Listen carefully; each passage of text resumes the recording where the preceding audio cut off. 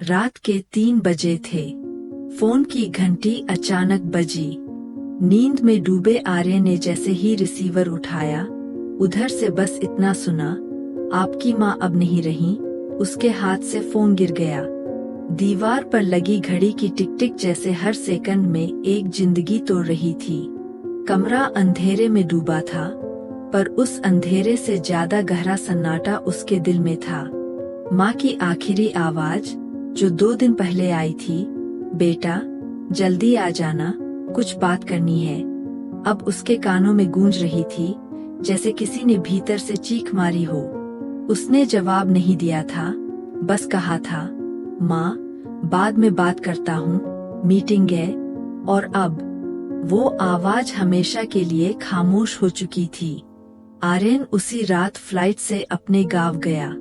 रास्ते भर खिड़की से बाहर देखते हुए उसे वो सारे पल याद आने लगे जब उसने माँ को नजरअंदाज किया था। माँ हमेशा कहती थी, शहर ले गया तुझे, पर मैं जानती हूँ बेटा, तू अब भी वही है। लेकिन वो नहीं था। शहर ने उसे बदल दिया था। उसके सपने, उसकी प्राथमिकताएं, सब। वो एक सफल आर्किटेक्ट बन चुका था, लेकिन उस सफलता में माँ की ममता की जगह नहीं थी। जब घर पहुंचा, तो सब खामोश थे। माँ का शरीर सफेद चादर में ढका था, और उनकी कलाई पर अब भी वही पुरानी चूड़ियां थी जिनकी खनक बचपन में उसे सुला देती थी। उसने माँ का चेहरा देखा, और बस टूट गया। वो चेहरा जो हर बार मुस्कान लिए उसके लिए दरवाजे पर खड़ा रहता था, अब बिल्कुल शांत था, जैसे बहुत कुछ कहकर थक गया हो। अंतिम संस्कार के बाद घर का हर कोना उसकी यादों से भरा था। दीवारों पर पुरानी तस्वीरें, अलमारी में रखे कपड़े, और रसोई की वो खुशबू, सब कुछ जैसे उससे बातें कर रहे थे। रात में जब सब सो गए, तो आर्यन अकेला माँ के कमरे में बैठा। उसने तकिए के नीचे एक पुराना डिब्बा देखा। अंदर कुछ चिट्ठियां थीं, पीले कागजों पर लिखे शब्द, जो किसी पुराने वक्त की सांसें समेटे हुए थे। पहली चिट्ठी पर लिखा था, मेरे आर्यन के लिए, जो शहर में बहुत व्यस्त रहता है। उसने पढ़ना शुरू किया, बेटा पता नहीं तू कब आएगा, पर हर शाम मैं तेरे कमरे की खिड़की खोल देती हूँ, ताकि हवा तेरी खुशबू ले आए।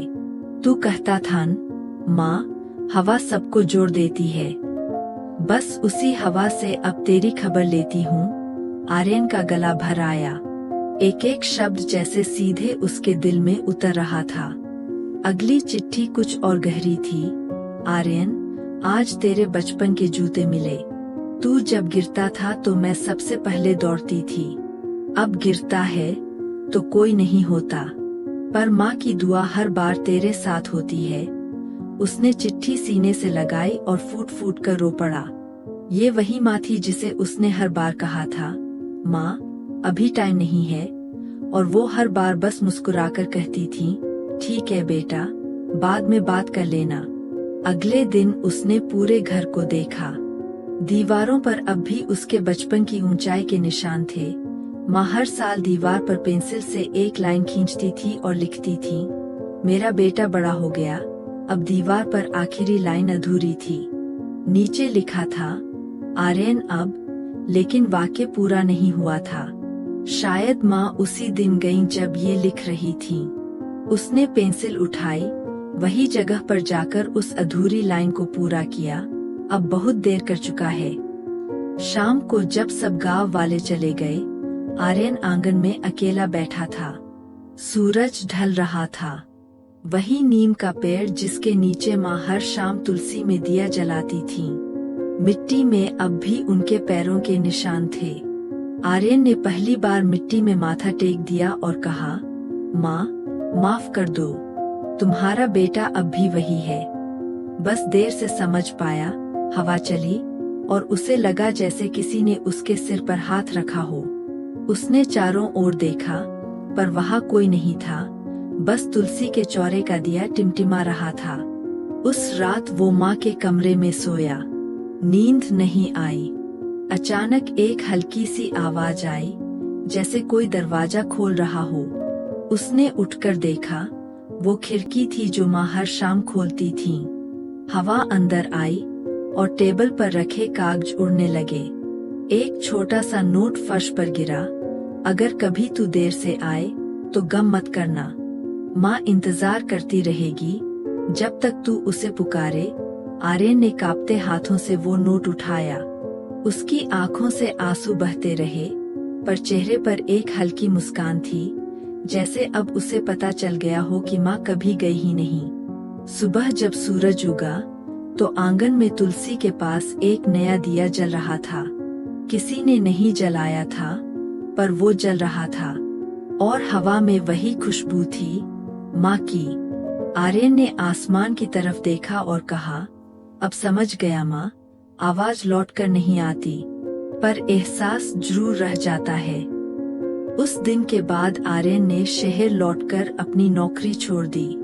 उसने माँ के नाम से एक छोटा स्कूल खोला, माँ की पाठशाला। वहाँ वो उन बच्चों को पढ़ाने लगा जिनके पास माँ या पिता नहीं थे। हर शाम जब बच्चे हंसते, उसे लगता जैसे माँ फिर से उसके पास आ बैठी है। वह अक्सर कहता, जिंदगी बहुत छोटी है, लेकिन अगर तुम्हारे पास माँ है तो तुम्हारे पास भगवान है। सालों बाद जब किसी अखबार ने उसकी कहानी छापी तो हेडलाइन थी, जिसने माँ खोई उसने सबको माँ दी, और नीचे आर्यन की तस्वीर थी जिसमें वो मुस्कुरा रहा था बच्चों के बीच, और पीछे दीवार पर माँ का एक बड़ा सा फोटो था। उस फोटो के नीचे एक पंक्ति लिखी थी, कभी किसी की पुकार का जवाब देने में देर मत करना, क्योंकि कुछ आवाजें लौटकर नहीं आती। यह कहानी उन सबके लिए है जिनकी माँ दूर है या अब इस दुनिया में नहीं। हम सब कभी न कभी बाद में कहते हैं, पर जिंदगी इंतजार नहीं करती। कभी किसी की कॉल मत टालो, कभी किसी के मैसेज का जवाब मत रोको, क्योंकि शायद वो आखिरी बार तुम्हें पुकार रहा हो। प्यार को जाहिर करने में शर्म मत करो, क्योंकि प्यार अगर बोलने से पहले रह जाए तो वही सबसे बड़ा अफसोस बनता है।